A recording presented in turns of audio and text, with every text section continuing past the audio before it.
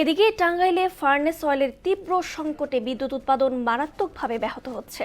X index energy লিমিটেডের মালিকানাধীন টিপিপিজিএল বিদ্যুৎ কেন্দ্রটিতে চাহিদার তুলনায় বিদ্যুৎ উৎপাদন কমে যাওয়ায় বাড়ছে লোডশেডিং এর আশঙ্কা। বিশেষজ্ঞরা বলছেন, এতে একদিকে যেমন বাড়ছে লোডশেডিং এর শঙ্কা, অন্যদিকে সংকটে পড়ার মুখে আবাসিক ও স্থানীয় ক্ষুদ্র, মাঝারি এবং ভারী শিল্প। মীর আনোয়ার হোসেন টুটুলের প্রতিবেদন, জানাচ্ছেন তাসিন তারিন। ফার্নেস অয়েলের সংকটে টাঙ্গাইল পল্লী পাওয়ার জেনারেশন লিমিটেডে কমে গেছে বিদ্যুৎ উৎপাদন। এতে প্লান্টের 4টি মেশিনের মধ্যে 2টি মেশিন সচল রাখা হয়েছে, তাও আবার পিক আওয়ার সময়ে। ফলে প্রতিদিন গড়ে 8 থেকে 12 ঘন্টা বিদ্যুৎ উৎপাদন হচ্ছে, যেখানে ঘন্টায় 22 মেগাওয়াট বিদ্যুৎ উৎপাদনের সক্ষমতা প্লান্টটিতে বর্তমানে উৎপাদন হচ্ছে মাত্র 6 থেকে 7 মেগাওয়াট।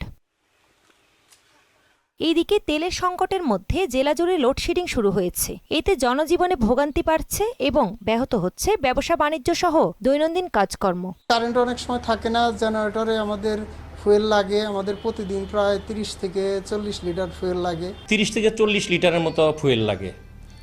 আমরা ওই পরিমাণ পাই না, আমরা 15-20 মতো পাই। কতদিন পাই? গত 2 দিন ধরে আমরা তাও পাইতেছি না। কারণ এমনি তো কাস্টমারের রুলিংস কম, তারপরে যদি এই অবস্থায় চলে, এই অবস্থা চললে তো কেউ বিজনেস করতে পারবে না।